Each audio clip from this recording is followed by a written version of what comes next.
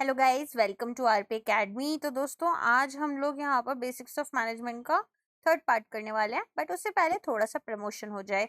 एक तो आप लोग टेलीग्राम चैनल को बिल्कुल भी ज्वाइन नहीं कर रहे हो, तो टेलीग्राम चैनल ज्वाइन कर लो। क्यों कर लो? देखो, हम लोग ना 10 डेज का डिस्क्रिप्टिव कोर्स लेकर आए थे, बिल्कुल फ्री। तो मैक्सिमम लोगों ने यहाँ पर ज्वाइन नहीं कर रखा था चैनल, उनको पता नहीं चला, फायदा नहीं उठा पाए, आपका लॉस हो रहा है ना। बहुत सारे फ्री इनिशिएटिव्स हम लोग लाते रहते हैं, आपको पता है, सारा पेड तो हम देते नहीं है, फिर भी आप लोग ज्वाइन नहीं करते हो। अच्छा, इसके अलावा अभी आप लोग को क्या करना है, आरपी एकेडमी को डाउनलोड कर लेना है, क्योंकि जैसा मैंने आप लोग को पहले भी बता दिया है ऑलरेडी एक वीडियो में कि हम लोग आपके लिए फ्री क्विज़ेस लेकर आ रहे हैं। अब वो आपके लिए करंट अफेयर्स के लिए, आपके स्टैटिक के लिए रहेंगी। साथ में ई बुक सेक्शन में आपको इकोनॉमिक्स से रिलेटेड, फाइनेंस मैनेजमेंट से रिलेटेड काफ़ी अच्छे एमसीक्यूज मिल जाते हैं, एकदम फ्री हैं। जो कि अगेन बात करें अगर हमारे पेड कोर्सेज की, अगर आप हमारे साथ पेड कोर्सेज के थ्रू जुड़ना चाहते हो, तो सबसे पहले तो हम आपको केवल पीडीएफ कोर्सेज प्रोवाइड करते हैं। हम आपको किसी भी तरह के यहाँ पर वीडियो कोर्सेज नहीं दे रहे अभी। सिर्फ और सिर्फ फाइनेंस की जो वीडियोस हैं वो आपको मिल जाएंगी हमारे पेड कोर्सेज में। वो आपको हर कोर्स में मिल जाएगी, बट उसके लिए हम कुछ भी एक्स्ट्रा चार्ज नहीं कर रहे हैं। वो आपके लिए कम्प्लीटली फ्री हैं हमारे कोर्सेज के साथ में। दूसरा चीज, यहाँ पर अगर आपको पीडीएफ चाहिए आपके सभी टॉपिक से रिलेटेड, हम आपको देते हैं। केवल क्वांट, रीजनिंग और इंग्लिश, ये 3 सेक्शंस को हम नहीं कवर करते हैं, बट कुछ कोर्सेज में हम वो भी कवर कर रहे हैं। अगर आपको चाहिए कि वो वाले कोर्सेज परचेज करने हैं, तो वो भी आप आरपी एकेडमी के एप्लीकेशन पर जाकर चेक कर सकते हो। सभी कोर्सेज की जानकारी हमने बहुत ही डिटेल में दे रखी है। नाउ यहाँ पर आपको मंथली करंट अफेयर्स मैगजीन्स मिलती हैं, 200 मंथली करंट अफेयर्स एमसीक्यूज मिलते हैं, आपको 300 प्लस डिस्क्रिप्टिव क्वेश्चंस आपके ईएसआई एफएम के लिए मॉडल आंसर्स के साथ मिलते हैं।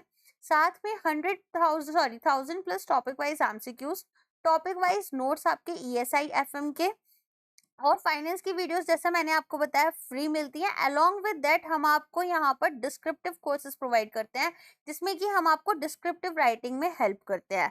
तो ये सारी चीजें आपको मिल जाएंगी। तो अगर आपको बेसिकली डिटेल में फीचर्स जानने हैं, आप क्या करोगे, इंडिविजुअल हमारे जो कोर्सेज हैं, ठीक है, वो जाकर चेक कर सकते हो, या फिर हमारे कॉम्बो कोर्सेज चेक कर सकते हो। तो आपको फ्लैट 40% ऑफ मिलेगा हमारे सभी इंडिविजुअल कोर्सेज पर करेंटली, एंड फ्लैट 50% ऑफ मिलेगा आपको हमारे कॉम्बो कोर्सेज पर। लेकिन आपको ना कूपन लगाना पड़ेगा। कूपन क्या है यहाँ पर, आरपीए 40 और आरपीए 50, ठीक है। ये आपके लिए कोर्सेज पे रहेगा ऑफ। तो अगर आप जाओगे तो आपको प्राइसेस थोड़े हाई मिलेंगे, बट जैसे ही आप लगाओगे तो आपको ये थोड़ा सस्ता पड़ जाएगा। प्लस हम जीएसटी चार्ज नहीं करते हैं अभी, तो यहाँ पर आपको एक्स्ट्रा जीएसटी चार्जेस वगैरह देने नहीं पड़ेंगे, कोई भी ऐसा एक्स्ट्रा टैक्सेस आपके लिए नहीं रहेंगे।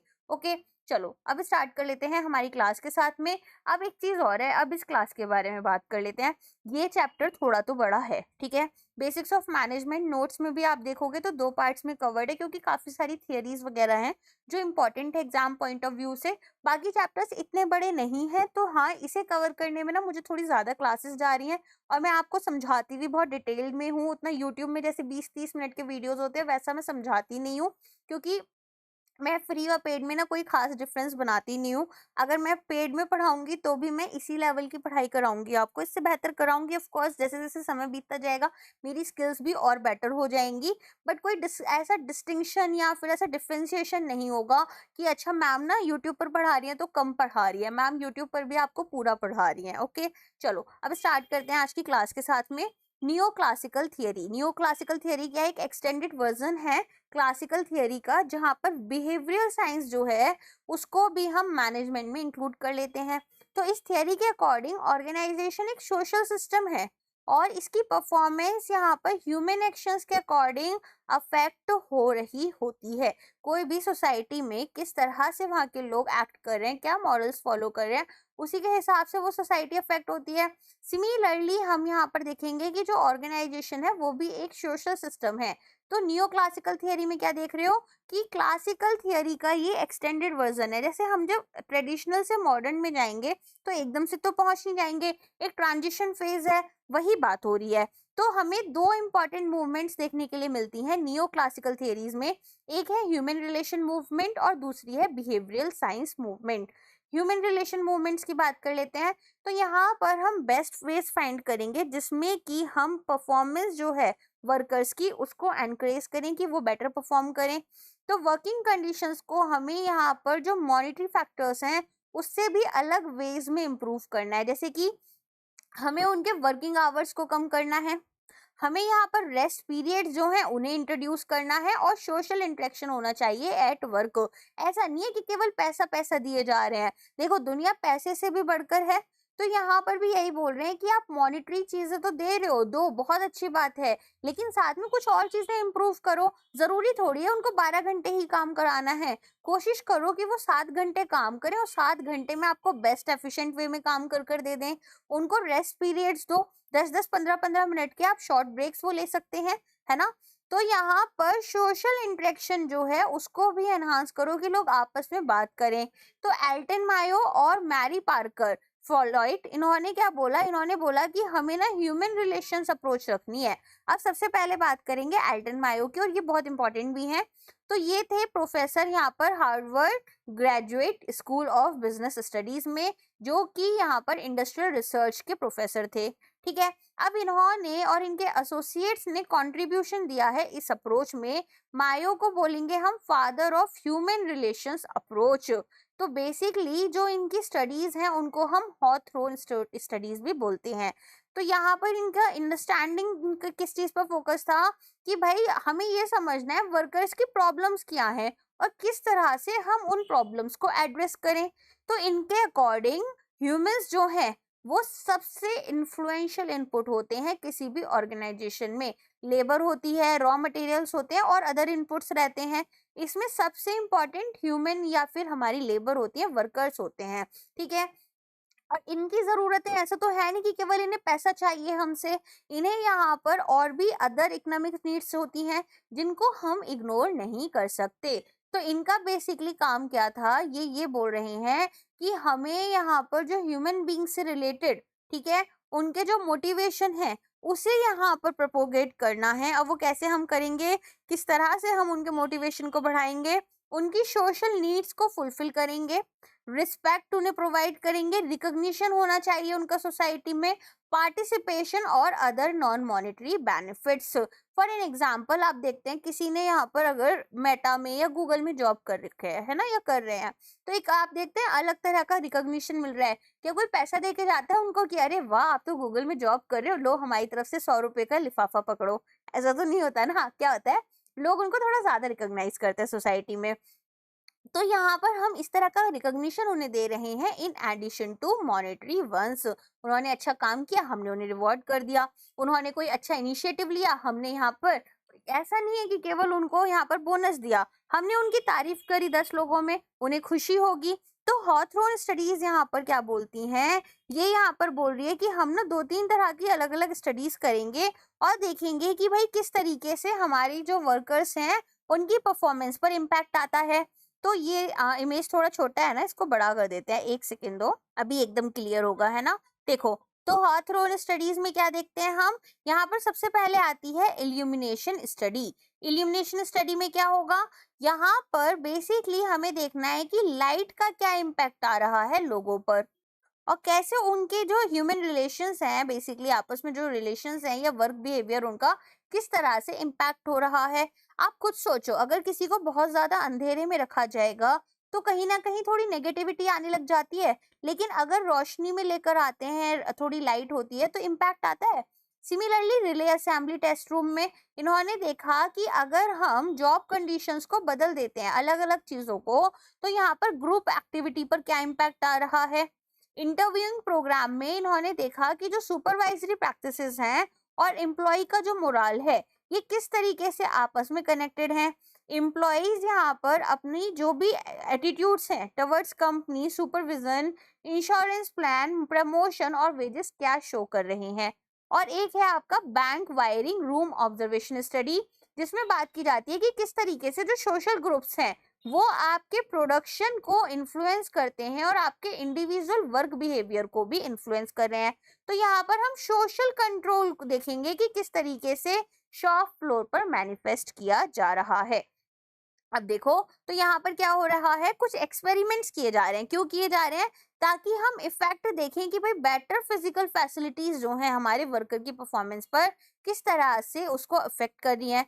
तो यहाँ पर हमने वर्कर्स के आउटपुट और फिजिकल कंडीशंस के बीच में एक रिलेशन बनाने की कोशिश की है और देखा है कि किस तरह की यहाँ पर जो कंडीशंस होती हैं काम पर, वो हमारे जैसे कि working hours, break time, lightning levels, ये हमारे बिहेवियर को इम्पैक्ट करती हैं। एंड वर्किंग कंडीशंस में अगर कोई भी चेंजेस लाए जाएंगे तो क्या मोराल बूस्ट होता है वर्कर्स का या नहीं होता, और अगर होता है तो क्या उससे प्रोडक्टिविटी बढ़ रही है। तो यहाँ पर इन्होंने यही सारी चीजों को रिवील किया कि अच्छी कंडीशंस, अच्छी वर्किंग कंडीशंस दे रहे हो तो प्रोडक्टिविटी अपने आप बढ़ जाती है। क्यों बढ़ रही है? क्योंकि लोगों का मोराल बढ़ रहा है। ठीक है, तो ये केवल एक फॉर्मल अरेंजमेंट नहीं थी लोगों के और काम करने की, रेदर एक सोशल सिस्टम यहाँ पर बनाया गया जिसने सक्सेसफुली ऑपरेट किया।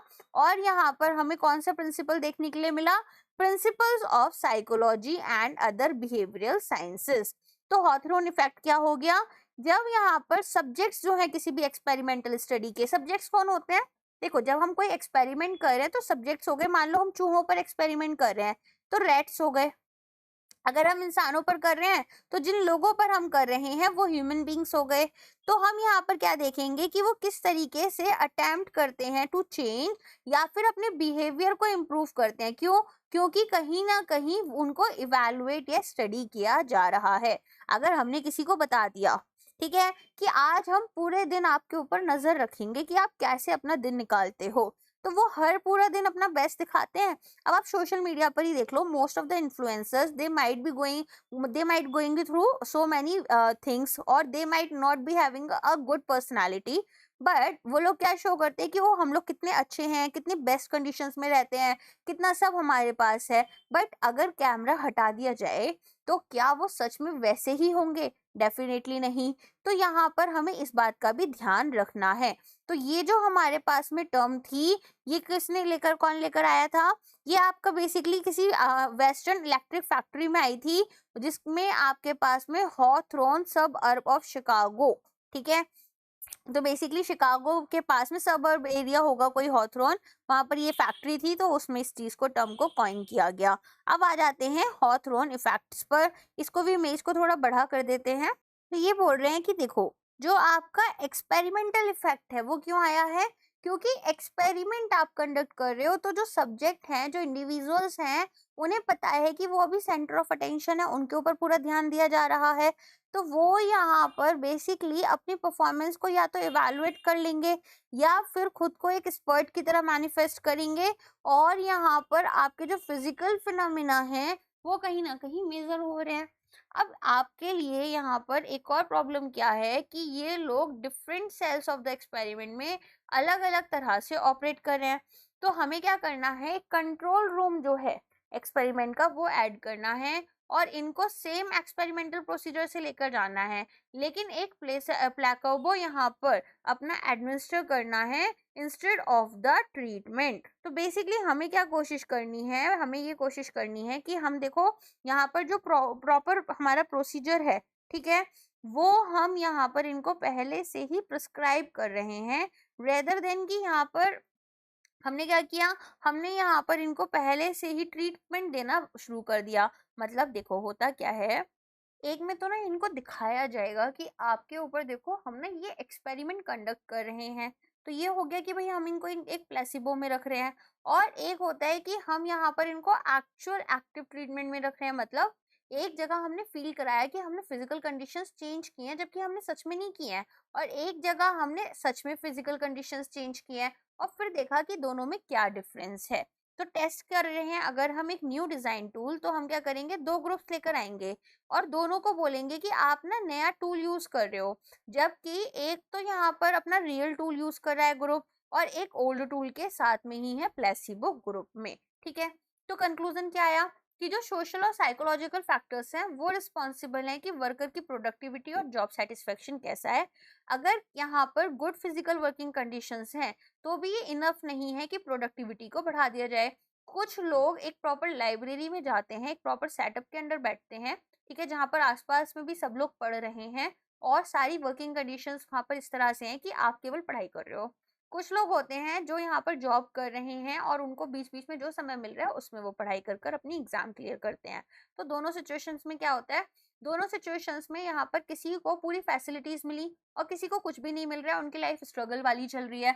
बट यहाँ पर दोनों ही लोग एग्ज़ाम क्लियर कर रहे हैं, तो ये केवल और केवल ऐसा नहीं है कि यहाँ पर कंडीशंस के ऊपर डिपेंडेंट है। Informal relations among workers influence the workers behaviour. अब देखो संगति का असर आता है ना, यहाँ पर वही बात की गई है कि जो इनफॉर्मल रिलेशंस हैं वो हमारे वर्कर्स के बीच में कैसे हैं, वो भी वर्कर के बिहेवियर को अफेक्ट करेंगे और उनकी परफॉर्मेंस को, मोर देन कि उनके जो फॉर्मल रिलेशंस है ऑर्गेनाइजेशन में। और एम्प्लॉयज यहाँ पर अच्छा परफॉर्म करेंगे अगर हम उनको डिसीजन मेकिंग में लेकर आ रहे हैं जो कि उनके इंटरेस्ट को अफेक्ट करे, जैसे हम सैलरीज बढ़ा रहे हैं या फिर हम वर्किंग कंडीशंस में कुछ चेंजेस ला रहे हैं, तो डिसीजन मेकिंग में हम उनको भी इन्वॉल्व करेंगे तो ज्यादा खुश हो जाते हैं वो। नेक्स्ट आ जाते हैं बिहेवियरल साइंस मूवमेंट में। तो ये आपका एक्सटेंडेड वर्जन है ह्यूमन रिलेशन थियोरी का, और यहाँ पर हमारा एम्फेसिस किस पर है, इंटरपर्सनल रिलेशनशिप्स एंड रिस्पॉन्सिबिलिटीज के ऊपर। तो हम यहाँ पर एप्लीकेशन ऑफ सोशियोलॉजी फाइंड कर रहे हैं एंड सोशल साइकोलॉजी, ताकि हम ऑर्गेनाइजेशनल बिहेवियर को समझ पाए। तो यहाँ हम एटीट्यूड्स को स्टडी करेंगे, बिहेवियर्स को स्टडी करेंगे इंडिविजुअल्स एंड ग्रुप्स के in context of an organisation. अब काफी सारे सोशियोलॉजिस्ट और साइकोलॉजिस्ट जो हैं, जैसे मैस्लो, डॉगलस, मैकग्रेगर, रेजिन Likert, Keith Davis, Chester Barnard, ठीक है, ये कंट्रीब्यूशन देते हैं to the development of this approach. तो ये जो अप्रोच है ये कंसंट्रेटेड है on interpersonal roles and responsibilities, ठीक है। तो बिहेवियरल साइंस में हम क्या देख रहे हैं, हम यहाँ पर देखेंगे कि भाई इंटरपर्सनल रिलेशंस और रिस्पॉन्सिबिलिटीज जो हैं वो किस तरह से यहाँ पर इम्पैक्ट कर रही हैं। तो हमें इंडिविजुअल्स के खुद के यहाँ पर एटीट्यूड्स कैसे रहते हैं जब वो अकेले हैं और जब वो ग्रुप में है तब उनका एटीट्यूड्स कैसे हैं, वो दोनों ही चीजें देखनी है। लेकिन यहाँ पर हम एक ऑर्गेनाइजेशन की टर्म्स में देखेंगे। तो कुछ सोशियोलॉजिस्ट और साइकोलॉजिस्ट जैसे मैस्लो, डॉगलस, मैकग्रेगर, रेजिन Likert, Keith Davis, Chester Barnard, ठीक है, अब इनके कॉन्ट्रीब्यूशंस हम देखेंगे कि किस तरह से इन्होंने इस अप्रोच को डेवलप किया है। तो बेसिक फीचर्स क्या है कि एक ऑर्गेनाइजेशन एक सोशियो टेक्निकल सिस्टम है। देखो हम टेक्नोलॉजीज भी यूज कर रहे हैं और यहाँ पर एक सोशल सिस्टम भी है। तो गुड रिलेशनशिप यहाँ पर ऑर्गेनाइजेशनल गोल्स और ह्यूमन नीड्स की होनी चाहिए। काफी सारे फैक्टर्स इंटरपर्सनल रिलेशंस को और ग्रुप बिहेवियर को इम्पैक्ट करते हैं, ठीक है।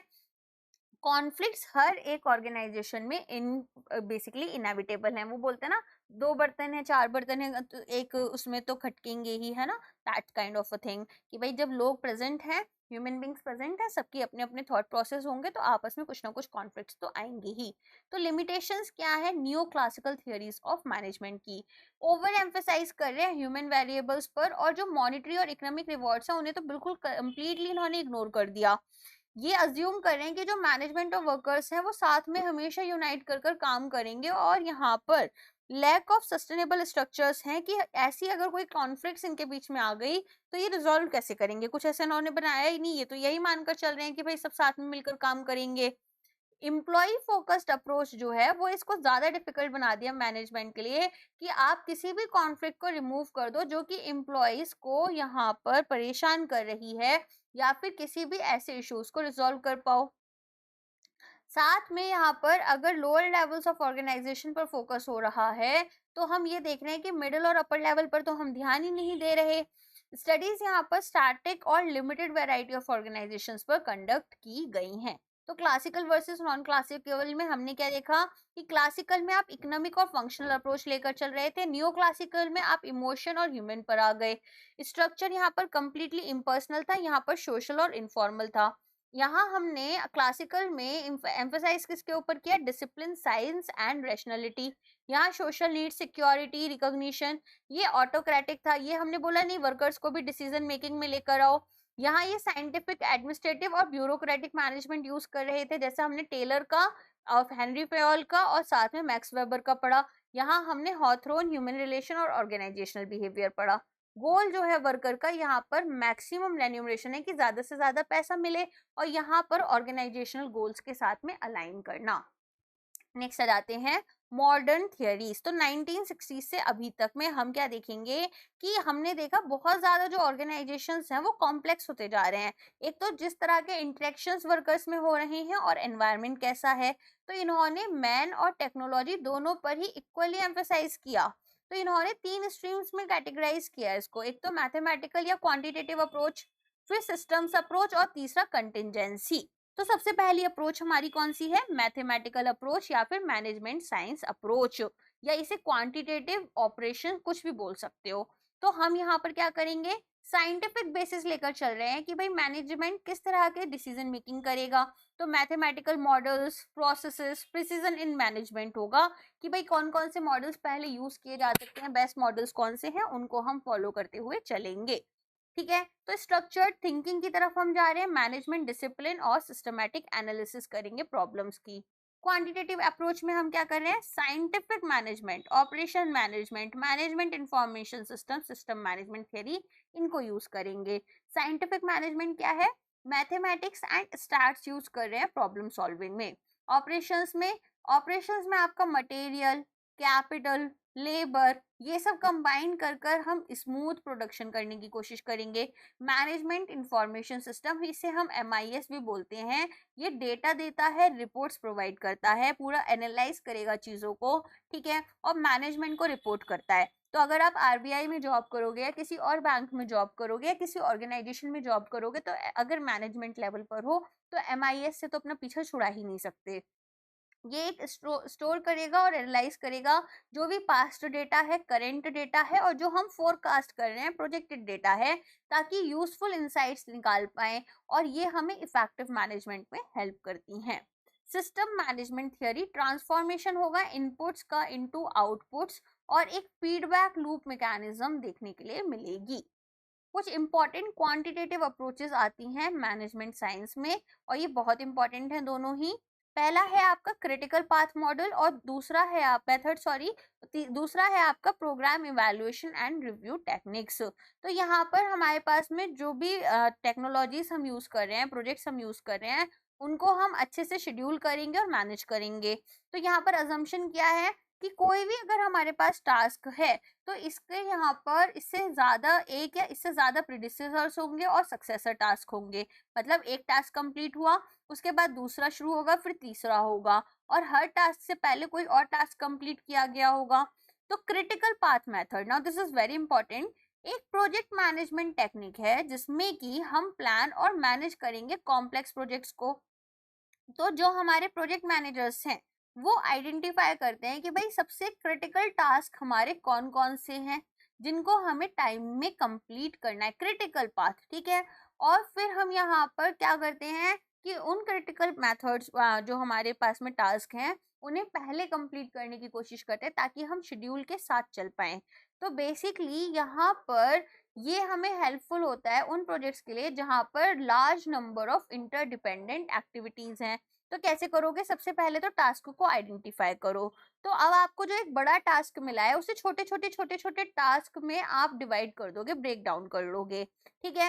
अब हर एक टास्क की अपनी कितनी ड्यूरेशन लगेगी वो आपको पता चल जाएगा। फिर अकॉर्डिंगली आप डिपेंडेंसी डेफिनेशन लेकर चलोगे जिसमें आप रिलेशनशिप्स को स्टैब्लिश कर रहे हो या फिर डिपेंडेंसीज देखोगे अलग अलग टास्क में। तो ये जो डिपेंडेंसीज हैं ये बताती हैं कि किस ऑर्डर में हमें टास्क कंप्लीट करने हैं।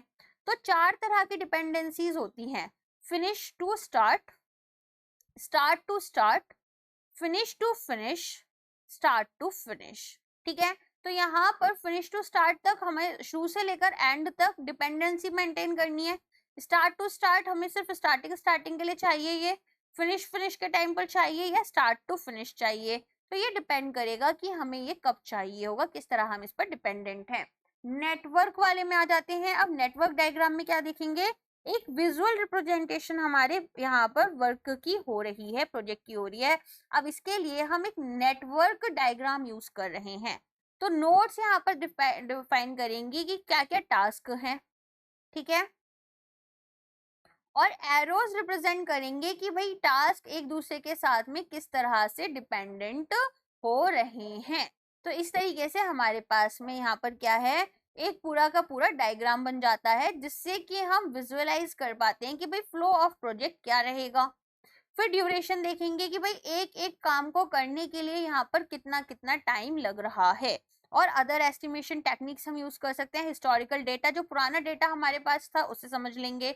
हो सकता है हमारे पास कुछ एक्सपर्ट्स हो, जैसे कोई यहाँ पर अगर बिल्डिंग बनानी है तो सिविल इंजीनियर हो सकते हैं आपके, है ना, आर्किटेक्ट्स हो सकते हैं, उनसे हम लोग जजमेंट ले लेंगे। या फिर कोई और एस्टिमेशन टेक्निक।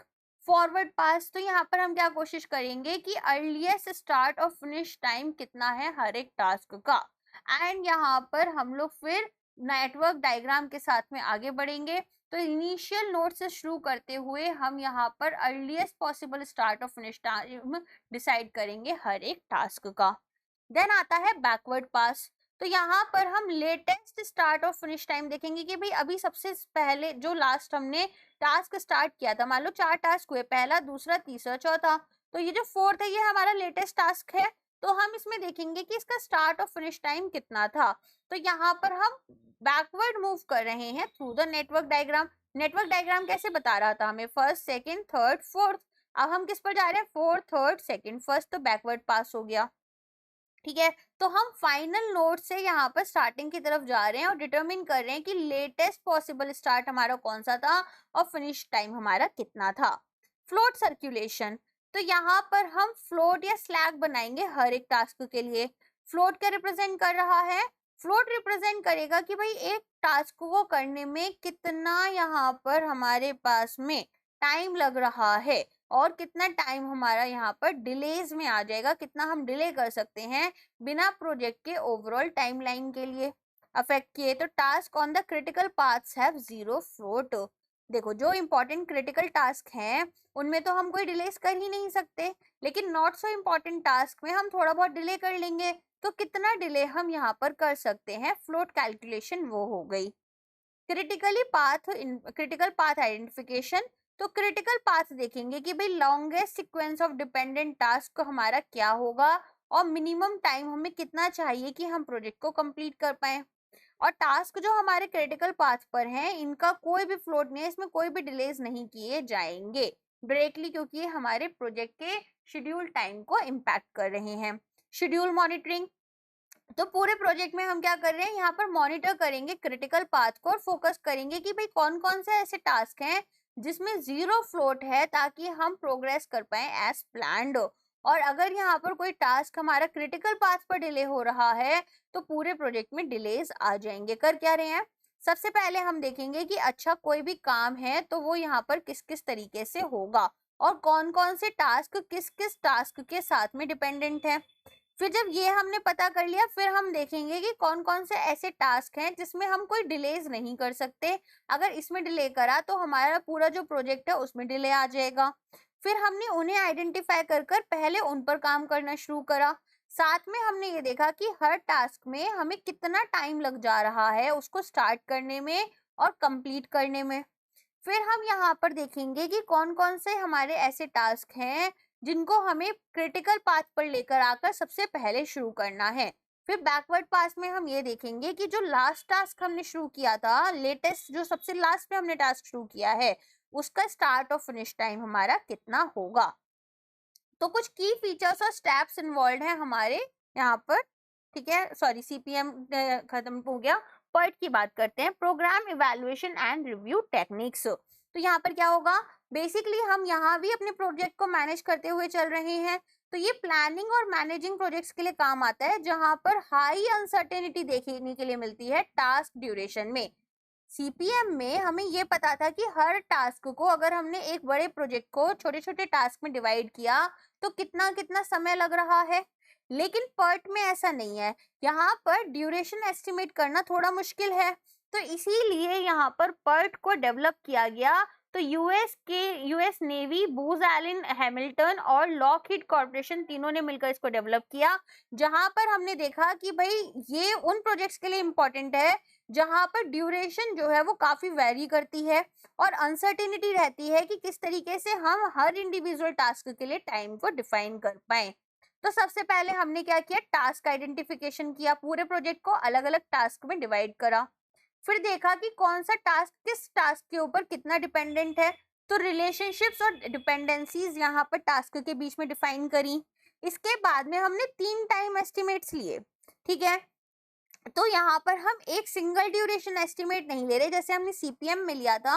यहाँ पर 3 पार्ट्स में डिवाइड किया, optimist, most likely, pessimist time, ठीक है। तो ऑप्टिमिस्ट टाइम कौन सा है कि इतना मिनिमम टाइम है जिसमें कि हमारा काम हो जाएगा। पेसिमिस्ट वो टाइम हो गया कि मैक्सिमम इतना टाइम लगेगा इस टास्क को कंप्लीट करने में। और मोस्ट लाइकली टाइम वो प्रैक्टिकल टाइम है जो कि एक्चुअल में हमें लग रहा है, मोस्ट रियलिस्टिक टाइम, ठीक है, जब हमारी सारी वर्किंग कंडीशंस नॉर्मल है। इसके बाद में एक्सपेक्टेड ड्यूरेशन कैलकुलेशन आता है। तो हम यहाँ पर एक्सपेक्टेड ड्यूरेशन हर एक टास्क के लिए कैलकुलेट कर लेते हैं। नेटवर्क डायग्राम बनाएंगे जैसे सीपीएम में बना रहे थे। फिर क्रिटिकल पाथ आइडेंटिफाई करेंगे कि कौन सा यहाँ पर लॉन्गेस्ट सीक्वेंस ऑफ टास्क है, और ड्यूरेशन जो है वो क्या होगी, एक्सपेक्टेड सभी की ड्यूरेशन को हमने सम निकाल लिया। प्रोबेबिलिटी एनालिसिस में हम क्या करेंगे, पर्ट यहाँ पर देखेगा कि भाई किसी भी प्रोजेक्ट को हम स्पेसिफिक टाइम फ्रेम में कंप्लीट कर लेंगे, इसकी कितनी प्रोबेबिलिटी है। और यहाँ पर उस स्टैंडर्ड डिविएशन जो है हमारे टास्क ड्यूरेशन का, उसके ऊपर ये बेस्ड रहेगा। साथ में हमारे अजम्पशंस रहेंगे कि जो यहाँ पर वर्किंग कंडीशंस हैं वो नॉर्मल है।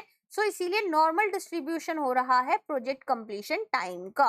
किसी भी काम को करने में अगर सब चीज सही चल रही है तो सही से हो जाएगा, अगर कोई प्रॉब्लम आ गई तो टाइम ज्यादा लगेगा। तो यहाँ पर हम ये मानकर चल रहे हैं, अज्यूम कर रहे हैं कि सब कुछ सही चलेगा। फ्लोट कैलकुलेशन, फ्लोट में क्या देख रहे थे कि भाई कितना डिले हो रहा है किसी भी काम को करने में। तो यहाँ पर फ्लोट या स्लैक हम हर एक टास्क के लिए अपना कैलकुलेट करेंगे जैसे हम सीपीएम में कर रहे थे। और जो टास्क है हमारे क्रिटिकल पाथ में, उसमें हम 0 फ्लोट रखेंगे, इसमें कोई डिलेज नहीं करेंगे, वरना प्रोजेक्ट के जो ओवरऑल टाइम है उसमें डिलेज आ जाएंगे। तो पर्ट यहाँ पर एक्चुअली हम बोल सकते हैं कि प्रैक्टिकली यूजफुल है उन प्रोजेक्ट्स में जहां पर अनसर्टेनिटी की डिग्री ज्यादा है, कि भाई ये प्रोजेक्ट ज्यादा अनसर्टेन है एंड टास्क ड्यूरेशन एस्टिमेट थोड़े से डिफिकल्ट हैं। तो ऐसे में प्रोबेबिलिस्टिक अप्रोच लेकर चलेंगे कि भाई कोई भी काम है वो अपने शेड्यूल के हिसाब से कितना चल सकता है, कितनी प्रोबेबिलिटी है। और यहाँ पर एक ये डिटर्मिनिस्टिक अप्रोच हो जाती है सीपीएम की। तो बेसिकली हम इसे रिसर्च एंड डेवलपमेंट प्रोजेक्ट्स में आरएनडी में यूज कर रहे हैं। और अनसर्टेनिटी जो है वो इनहेरेंट है in the nature of work. Next आ जाते हैं लीनियर प्रोग्रामिंग। लीनियर प्रोग्रामिंग में आप क्या देखोगे, लीनियर प्रोग्रामिंग में बेसिकली हमारा काम है कि कंस्ट्रेंट ऑप्टिमाइजेशन करें, ठीक है। तो हम देखेंगे कि भाई कुछ कंस्ट्रेंट्स हैं यहाँ पर, है ना, किसी भी काम को करने में कुछ ना कुछ प्रॉब्लम्स आती हैं। तो अब यहाँ पर एक गिवन क्राइटेरिया है जिसमें कुछ कंस्ट्रेंट्स हैं और उसे हमें ऑप्टिमाइज करना है। तो अपन यहाँ पर एक रिलेशनशिप बना रहे हैं ऑब्जेक्टिव फंक्शंस और कंस्ट्रेंट्स के बीच में, जो कि हमारी लीनियर रहेगी, ठीक है। तो हमारे पास में अलग अलग मेथड्स यूज करेंगे जैसे game theory, decision theory, Qing theory, या फिर इन्वेंट्री थियरी या सिमुलेशन। तो आप क्या देखेंगे कि ऑपरेशन मैनेजमेंट हमारे पास अगर आएगा, लीनियर प्रोग्रामिंग समझ में आ गया किस तरीके से हमारे पास होगा। इसका ना एक ग्राफ बना के दिखा देती हूँ। एक जगह तो ना हमें वाई एक्सिस लेना होगा, वाई एक्सिस पर हम क्या लेंगे, कॉस्ट ले लेंगे। रुको एक बार एक पेज ऐड कर लेते हैं। हाँ देखो, एक हम लेंगे कॉस्ट, हमारा क्या जाएगा, एक हम देखेंगे कि भाई हमारी ड्यूरेशन कितनी लग रही है, ठीक है। और उसी के हिसाब से अब हमारे टाइम और डॉलर्स या कॉस्ट के अकॉर्डिंग हम क्या देखते हैं, क्रैश टाइम देखेंगे कि कितना लग रहा है, ठीक है। तो ये हमारा क्या होता है, क्रैश टाइम हो जाता है। ये जो है हमारा ये होता है नॉर्मल टाइम।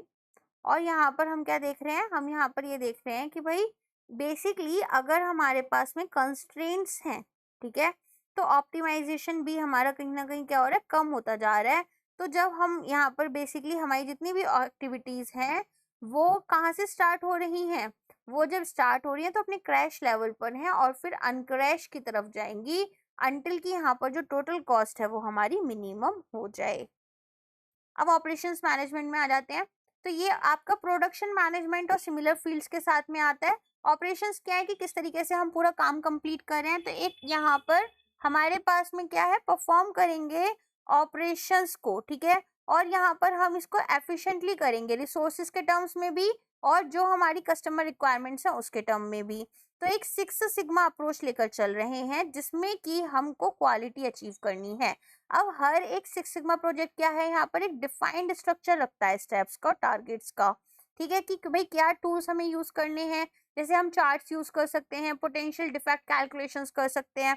तो हमें बेसिकली क्या कोशिश करनी है कि हम मोस्ट एफिशिएंट मैनर में अपने ऑपरेशंस को परफॉर्म करें, और उन्हें परफॉर्म करने के लिए हमें देखना होगा कि कैसे हम लिमिटेड रिसोर्सेज से मैक्सिमम काम को कर सकते हैं। साथ में कस्टमर की जो रिक्वायरमेंट्स हैं उन्हें भी हम मीट करेंगे, अपनी क्वालिटी को इम्पैक्ट नहीं होने देंगे। देन आता है मैनेजमेंट इंफॉर्मेशन सिस्टम। तो यहाँ पर हम क्या करते हैं, इंफॉर्मेशन आएगी तो अलग अलग डेटा होता है हमारे पास में, उस डेटा को यूज करते हैं। डेटा को यूज कर कर हम यहाँ पर रिपोर्ट्स जनरेट करते हैं और रिपोर्ट्स मैनेजमेंट को दी जाती हैं। मैनेजमेंट फिर डिसीजन मेकिंग करता है। तो एक काफी वैल्यूएबल इंफॉर्मेशन दी जा रही है ताकि स्ट्रैटेजिक और क्रिटिकल डिसीजंस हम ले पाए। ठीक है, तो कोई वेटेज अगर हम बात करें ह्यूमन एलिमेंट को नहीं दी गई है। डिसीजन मेकिंग जो है वो एक टाइम टेकिंग प्रोसेस है। डिसीजन मेकिंग यहाँ पर केवल और केवल पार्ट है मैनेजरियल प्रोसेस का, और अज्यूम कर रहे हैं हम कि जितने भी वेरिएबल्स हैं डिसीजन मेकिंग में वो मेजरेबल हैं एंड इंटरडिपेंडेंट हैं। तो अगर इंफॉर्मेशन यहाँ पर अपडेट नहीं की गई है तो रॉन्ग डिसीजंस हम लेने लग जाएंगे। नेक्स्ट आ जाते हैं, बेसिकली क्या होगा, अगर डेटा गलत आ गया है ना, हमने अपडेट नहीं किया डेटा, या फिर इनएडिक्वेट डेटा है, या फिर गलत मॉडल्स यूज कर लिए डेटा निकालने के लिए, तो रिपोर्ट्स गलत आएंगे। रिपोर्ट्स गलत आएंगे तो गलत डिसीजंस लिए जाएंगे। सिस्टम अप्रोच, तो किसी भी ऑर्गेनाइजेशन में हम डिफरेंट डिफरेंट डिपार्टमेंट्स बना देते हैं। तो यहाँ पर अब ये डिपार्टमेंट्स तो एक दूसरे के ऊपर डिपेंडेंट ही रहेंगे ना। एचआर डिपार्टमेंट से अगर लोग रिक्रूट नहीं होंगे तो प्रोडक्शन, मार्केटिंग या सेल्स डिपार्टमेंट में काम कैसे होगा। सिमिलरली फाइनेंस डिपार्टमेंट अगर सैलरीज नहीं देगा तो ये डिपार्टमेंट्स काम करना बंद कर देंगे। अगर सेल्स डिपार्टमेंट सेल्स ही नहीं करेगा तो पैसा कहाँ से आएगा फाइनेंस डिपार्टमेंट के पास में। प्रोडक्शन ही नहीं करेगा तो सेल क्या करोगे। ठीक है, सिमिलरली बिना मार्केटिंग के नए लीड्स कैसे लेकर आओगे, नए कस्टमर्स कैसे लेकर आओगे। तो एक ऑर्गेनाइजेशन अलग अलग सब सिस्टम्स में यहाँ पर डिवाइडेड है, और ये सब सिस्टम्स एक दूसरे के ऊपर इंटरडिपेंडेंट है और कॉन्स्टेंटली इंटरेक्ट करते रहते हैं। तो एक सिस्टम को इनपुट मिलता है in terms of material, energy, information, जिसके बाद में ये ट्रांसफॉर्मेशन प्रोसेस में जाता है और आउटपुट जनरेट करता है। ठीक है, एंड देन यहाँ पर जो आउटपुट इसने जनरेट किया, प्रोडक्शन ने जो आउटपुट जनरेट किया वो मार्केटिंग की तरफ यहाँ पर एक इनपुट बन गया, और मार्केटिंग का जो आउटपुट है वो सेल्स के लिए एक इनपुट बन गया। तो इस तरीके से यहाँ पर काम होता है। साथ में जो एनवायरमेंटल एलिमेंट्स हैं किसी भी एक सिस्टम में, वो भी यहाँ पर पोटेंशियल रखते हैं कि भाई पूरे सिस्टम को अफेक्ट कर सकते हैं या फिर सिस्टम के कुछ पार्ट्स को। तो मैनेजमेंट यहाँ पर क्या देखते हैं कि एक सिस्टम है, ठीक है भाई, वो क्या है, एक ऑर्गेनाइजेशन के बराबर ही है ये जितने सब सिस्टम्स हैं, और यहाँ पर कोई भी ऑर्गेनाइजेशन सब सिस्टम से ही कंपोज होगा, जैसे रिसोर्सेज, प्रोसेसेस, गुड्स, इंफॉर्मेशन, जो कि को एग्जिस्ट करेगी और ऑर्गेनाइजेशनल गोल्स को मीट करने के लिए आपस में इंटरेक्शन होगा। तो चेस्टर बार्नार्ड जो है वो पहले पर्सन थे जिन्होंने सिस्टम अप्रोच को यूटिलाइज करा मैनेजमेंट में, और यहाँ पर इन्होंने एम्फेसाइज किया कि जो इवेंट्स हैं और जो कॉन्फ्लिक्टिंग फोर्सेस हैं इनके बीच में एक बैलेंस बनाओ। तो लिमिटेशंस क्या है, ज्यादा इंटेलेक्चुअल अपील हो गई, कम प्रैक्टिकलिटी है, कॉम्प्लेक्स है लार्जर ऑर्गेनाइजेशंस के लिए। फिर आते हैं कंटिंजेंसी अप्रोचेस में। तो यहाँ पर हम क्या देखेंगे कि कोई भी बेस्ट अप्रोच नहीं है मैनेजमेंट के लिए, रेदर जैसी सिचुएशन है उसके हिसाब से एक्ट करना है। ठीक है, तो ये आपकी सिस्टम अप्रोच से ही आई, लेकिन इंटीग्रेट करेगी इस अप्रोच को प्रैक्टिस के साथ में। तो यहाँ पर हम क्या देखेंगे कि एवरीथिंग डिपेंड्स ऑन सिचुएशन, हम कोई वन साइज फिट्स ऑल वाली अप्रोच नहीं ले सकते। यहाँ पर जो बिहेवियर है किसी भी सब यूनिट का वो डिपेंडेंट है कि बाकी सब यूनिट्स के साथ में इसका रिलेशन कैसा है और एनवायरनमेंट कैसा है जिसमें ये ऑपरेट कर रही है। और अगर कोई मैनेजर चाहते हैं कि किसी सब पार्ट का बिहेवियर चेंज हो तो उन्हें सिचुएशंस बदलने की जरूरत है जो कि इस बिहेवियर को चेंज कर सके। तो कंटिंजेंसी थियरी की लिमिटेशन क्या है, कोई थियोरेटिकल बेस नहीं है, सीधे प्रैक्टिकल बेस है, और अज्यूम करें कि भाई जो मैनेजर है उन्हें सारे बेस्ट ऑप्शंस पता होंगे किसी भी एक्शन को करने से पहले। आगे समझ में, और इसी के साथ में हमारी जो अप्रोचेस हैं वो कंप्लीट हो जाती हैं। नेक्स्ट आ जाते हैं रोल ऑफ मैनेजर क्या है इन एन ऑर्गेनाइजेशन। तो सबसे पहले हेनरी मिन्सबर्ग की बात हो रही है। हेनरी मिन्सबर्ग क्या बोलते हैं, ये एक वेल नोन मैनेजमेंट रिसर्चर हैं जो कि एक्चुअल मैनेजर्स वर्क को स्टडी करते हैं जो यहाँ पर काम पर हैं। तो इनकी पहली कॉम्प्रिहेंसिव स्टडी आई थी मिन्सबर्ग की, जिसमें उन्होंने ये बोला कि क्या मैनेजर्स कर सकते हैं। ठीक है, अब वो कैसे डिस्क्राइब होगा, उनके रोल्स देखकर कि भाई उनके पास क्या मैनेजरियल रोल्स हैं और किस तरह के काम में वो एंगेज्ड हैं।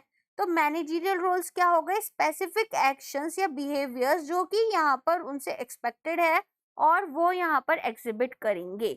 ठीक है, तो कोई भी मैनेजर से यहाँ पर क्या काम हम एक्सपेक्ट कर रहे हैं और क्या काम वो कर रहे हैं वही मैनेजरियल रोल कहलाएगा।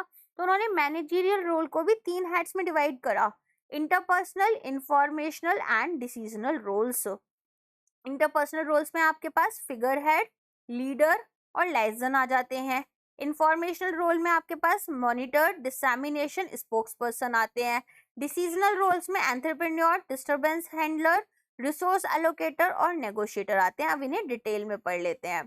तो सबसे पहले मिन्सबर्ग के मॉडल में आता है इंटरपर्सनल रोल ऑफ मैनेजर। तो ये बोल रहे हैं कि भाई मैनेजर की क्या पोजीशन है उससे ये ग्रो होगा, और यहाँ पर हमारे पास में हमें रिलेशनशिप्स कैसे डेवलप एंड मेंटेन करनी है अदर पीपल या ऑर्गेनाइजेशंस के साथ, वो देखा जाएगा।